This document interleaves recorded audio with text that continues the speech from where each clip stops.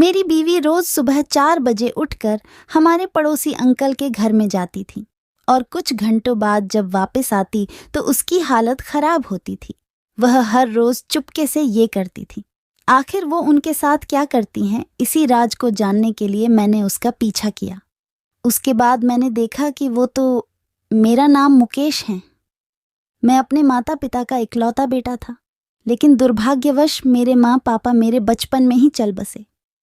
मेरे बचपन से लेकर आज तक मेरे चाचा चाची ने ही मेरा पालन पोषण किया था। उन्होंने बड़े ही अच्छे ढंग से मुझे पाला था। इसके पीछे भी 2 कारण थे। पहला ये कि मुझे ज़मीन जायदाद अच्छी आती थी, क्योंकि मेरे पिताजी ने काफ़ी कारोबार शुरू कर रखे थे जो आगे चलकर मेरे ही होने वाले थे। और दूसरा कारण ये था कि मेरे चाचा चाची के कोई भी औलाद नहीं थी। उन्होंने बहुत कोशिश की, लेकिन भगवान ने उन्हें एक औलाद से नहीं नवाजा। इसलिए उन्होंने मुझे ही अपना सब कुछ माना। बचपन से लेकर आज तक उन्होंने मुझे किसी भी चीज़ की कमी नहीं होने दी। अपने सगे बेटे की तरह ही मेरा पालन पोषण किया और हमेशा से मेरी हर ज़रूरतों को समझा।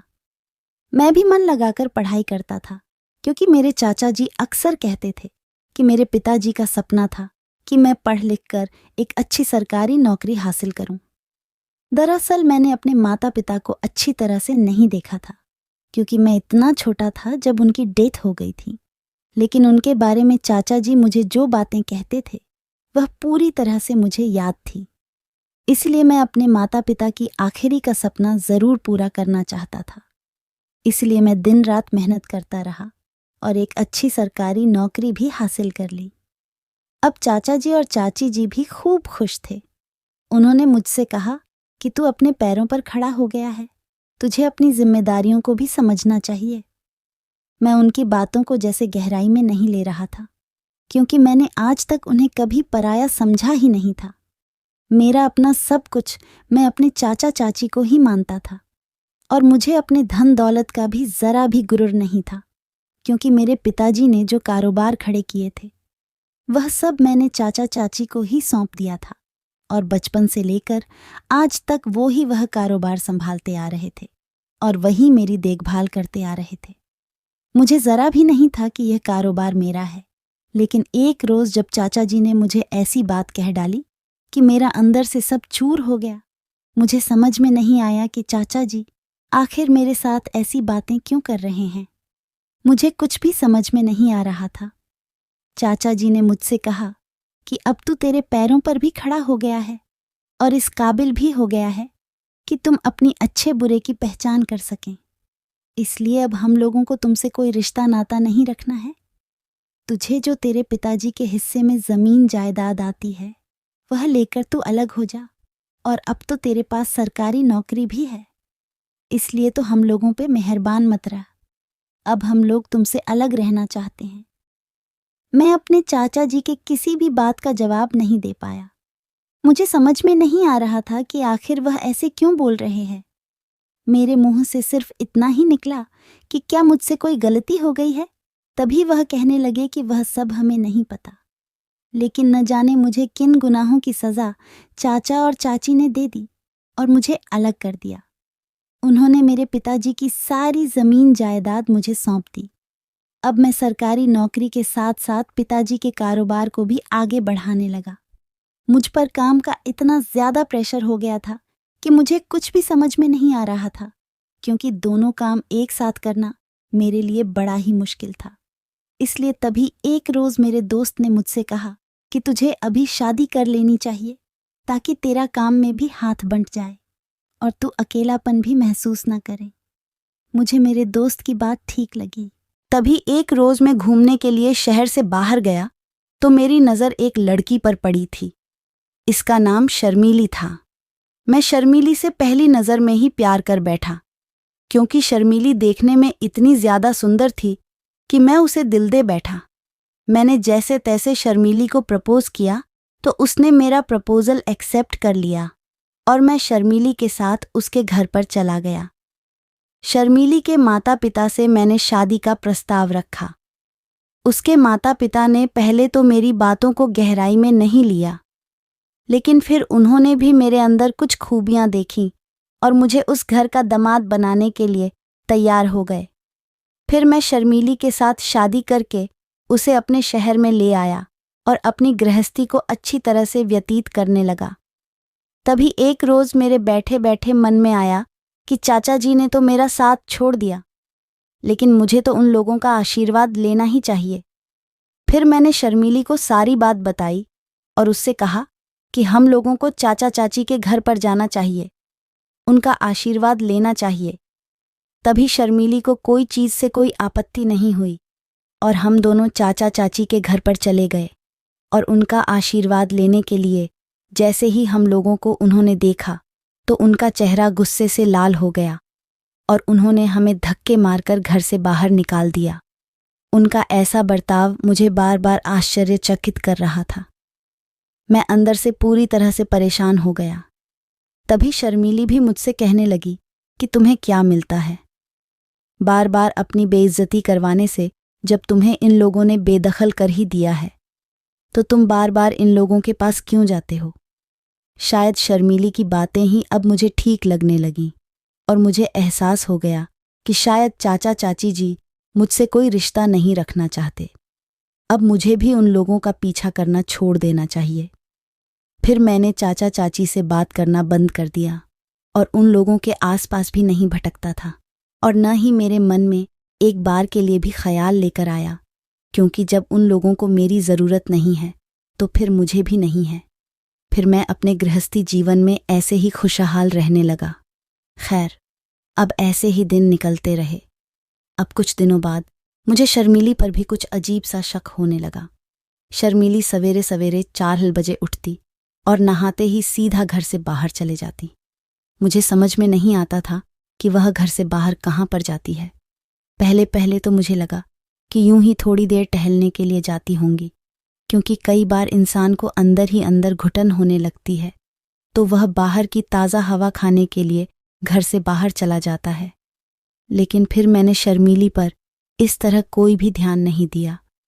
मुझे लगा कि वह टहलने के लिए ही जाती होगी, लेकिन उसका यह जाना बंद नहीं हुआ। तभी एक रोज़ मैंने शर्मीली से पूछा कि तुम सवेरे उठकर 4 बजे कहाँ पर जाती हो। तभी शर्मीली एकदम से घबरा गई और मुझसे नज़रें चुराने लगी। उसका चेहरा साफ बयां कर रहा था कि वह मुझसे कुछ न कुछ छुपा रही है और उसके ऐसे ही बर्ताव के कारण मुझे उस पर शक होने लगा और मुझे लगा कि वह ज़रूर मुझसे छुपा रही है। कोई गहरा राज है जो शर्मीली मुझसे बताना नहीं चाहती। तभी मैंने सोचा कि मैं शर्मीली का पीछा करके ही देखूंगा कि आखिर वह करती क्या है। दूसरे दिन जब शर्मीली उठकर नहाने के लिए चली गई तो मैं भी उठ गया और सोने का नाटक करने लगा। फिर जैसे ही शर्मीली घर से बाहर गई तो मैं उसका पीछा करते करते घर से बाहर निकल गया।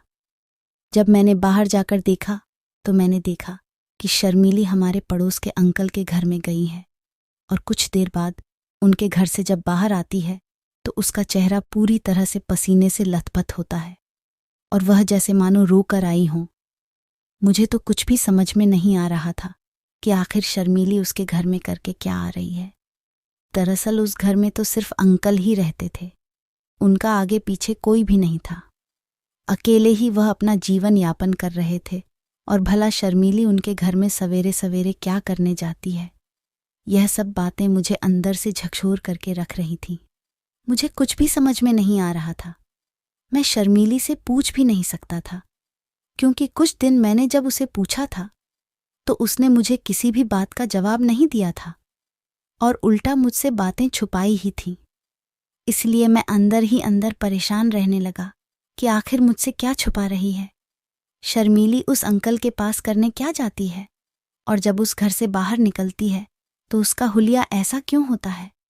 अब तो मेरे पैरों तले से ज़मीन ही खिसकने लगी। मुझे समझ में नहीं आ रहा था कि मैं किस कदर शर्मीली का यह राज जानूं।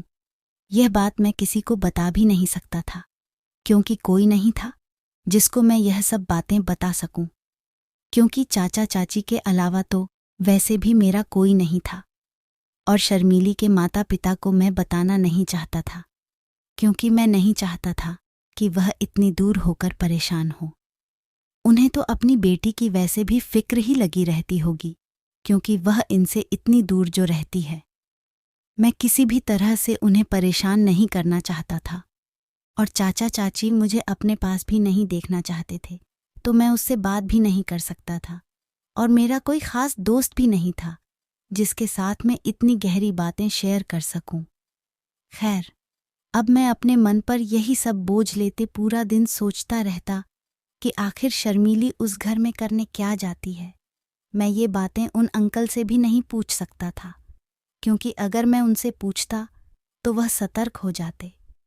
तभी एक रोज़ मैंने सोचा कि क्यों ना मैं उस अंकल के घर में ही छुपकर बैठ जाऊं और सारी बात का पता लगाऊं, क्योंकि मैं शर्मीली का पीछा करते हुए तो उनके घर में जा नहीं सकता, क्योंकि शर्मीली के जाते ही उनका दरवाज़ा अंदर से बंद हो जाता है और फिर मैं घर के अंदर कुछ भी नहीं देख पाता हूँ। इसलिए मैंने प्लान बनाया और मैंने शर्मीली से कहा कि मुझे ऑफिस के काम से किसी बाहर शहर में जाना है, इसलिए मैं शाम के समय ही अपना बैग ली, वहाँ से घर से बाहर निकल गया। जब मैंने देखा कि शर्मीली घर के अंदर चली गई है तो मैंने बैग गार्डन में छुपा दिया और उस अंकल के पीछे के दरवाजे से उनके घर में घुस गया। और उनका घर इतना बड़ा था कि कोई भी आसानी से अंदर जा सकता था और कहीं भी छुप सकता था, क्योंकि वह अकेले ही रहते थे और थोड़ी बुजुर्ग भी थे, तो शायद उन्हें इतना पता भी नहीं था, इतना ध्यान भी नहीं रख पाते थे। इसलिए मैं पूरी रात उनके घर में इंतज़ार करने लगा कि सवेरे 4 बजते ही शर्मीली इनके घर में आएगी और सारा राज मेरे सामने खुल जाएगा। मैं शर्मीली का इंतज़ार करने लगा। वहाँ पर इतनी गर्मी थी, लेकिन मुझे सारा रात जानने के लिए उस गर्मी को बर्दाश्त करना ही था। खैर, सवेरे होते ही जब उनके घर का दरवाज़ा खुला तो मेरी भी आंख खुल गई। मैं उस कोने में छुप कर बैठा था, तो मैं पूरी तरह से सतर्क हो गया और उसके बाद मैंने देखा कि शर्मीली घर के अंदर आ गई और उस अंकल के साथ बने एक सोफे पर बैठ गई और उस अंकल के सर में मसाज से करने लगी। मुझे कुछ भी समझ में नहीं आ रहा था कि शर्मीली इनके मसाज करने के लिए इतनी सवेरे क्यों आती है, और भला इस काम के लिए उसे मुझसे छुपाने की क्या ज़रूरत। मैं भला कौन सा उसे मना करता हूँ। अब मुझसे ज़्यादा कुछ देखा नहीं गया, क्योंकि वह दोनों आपस में फुसफुसाकर पता नहीं क्या बातें कर रहे थे। तभी मैं अचानक उस कोने से बाहर निकल गया। मुझे इस हाल में वह दोनों देखकर एकदम से घबरा गए। तभी मैंने शर्मीली का हाथ पकड़ा और कहा कि मुझे सच सच बताओ कि तुम दोनों के बीच चल क्या रहा है। तभी शर्मीली की आंखों में आंसू आ गए और वह बुजुर्ग आदमी शर्मीली से मेरा हाथ छुड़वाते हुए कहने लगा कि बेटा, जैसे तुम सोच रहे हो वैसा बिल्कुल भी नहीं है। दरअसल मैं शर्मीली का ताऊजी हूँ। जब हम लोग इकट्ठे रहते थे तो गांव की एक बदचलन औरत ने मेरे ऊपर घटिया इल्ज़ाम लगा दिए और मुझ पर लोगों से पिटाई करवा दी और मुझे उस गांव से निकलवा दिया। कोई भी मुझ पर विश्वास नहीं करता था, इसलिए मैंने दिहाड़ी मजदूरी करके यहाँ पर एक घर ले लिया और यहीं पर रहने लगा। जब शर्मीली की शादी होकर इस घर में आई तो उसने मुझे देखा और पहचान लिया। इसने बहुत कोशिश की थी मुझे बेगुनाह साबित करने की, लेकिन उस औरत ने इतने बड़े सबूत पेश कर दिए और झूठे कि मैं बेगुनाह साबित नहीं हो पाया। उस दिन के बाद से सब लोग मुझसे नफरत करते थे, इसलिए शर्मीली इसी डर में थी कि अगर यह बात आप लोगों को पता चले तो शायद आप भी मुझसे नफरत करेंगे और मुझे यहाँ से भी निकाल देंगे। इसलिए शर्मीली चोरी छुपे यहाँ पर आती है और मेरे मसाज करके चली जाती और मेरा ख्याल रखने के लिए मुझे कुछ खाने पीने की चीज़ें देकर सुबह सुबह आती थीं, ताकि बाद में तो कोई आस पड़ोस के लोग देखे तो शायद कोई गलत मतलब निकाल ले। इसलिए वह अपने ताऊजी का ख्याल रखने के लिए सुबह सुबह आती थी। फिर वही मैंने शर्मीली को कसकर गले से लगा लिया और उससे कहा कि इतना बड़ा बोझ तुम अकेले ही अपने मन पर लिए घूमती रही।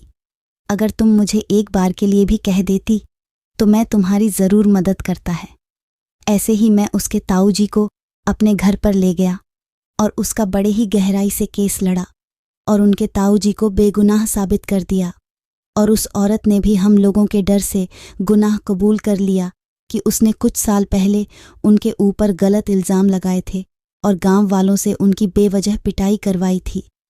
अब शर्मीली के माता पिता ने भी उसके ताऊजी को माफ़ कर दिया और अपने साथ ले गए और उनका ध्यान रखने लगे। अब एक रोज़ जब मैं बैठा था तो शर्मीली ने कहा कि आपने मुझे समझकर बहुत अच्छा किया। मैं बहुत खुश नसीब हूँ कि आपने मुझे समझा। तभी मैंने शर्मीली का हाथ थामा और कहा कि मैं तुम्हारा शौहर हूँ। अगर तुमने मुझे बता दिया होता तो इतनी दिक्कत ही नहीं आती। लेकिन खैर, देर से ही सही, लेकिन तुमने मुझे सारी सच्चाई बता दी और हम लोगों के सामने सारी सच्चाई आई और हमने तुम्हारे ताऊ जी को बेगुनाह साबित कर दिया। खैर, अब यह सब सोचकर मेरे चेहरे पर मुस्कान आ गई कि मैंने एक बेगुनाह आदमी को न्याय दिलवा दिया। तो दोस्तों, यह थी हमारी आज की कहानी। उम्मीद करते हैं आपको पसंद आई होगी। आपका क्या कहना है इस कहानी के बारे में कमेंट करके हमें ज़रूर बताएं। वीडियो को लाइक करके चैनल को सब्सक्राइब कर लीजिए। साथ में घंटी को दबाकर ऑल पर सेट कर लीजिए ताकि आने वाली वीडियो आपको तुरंत मिले। धन्यवाद।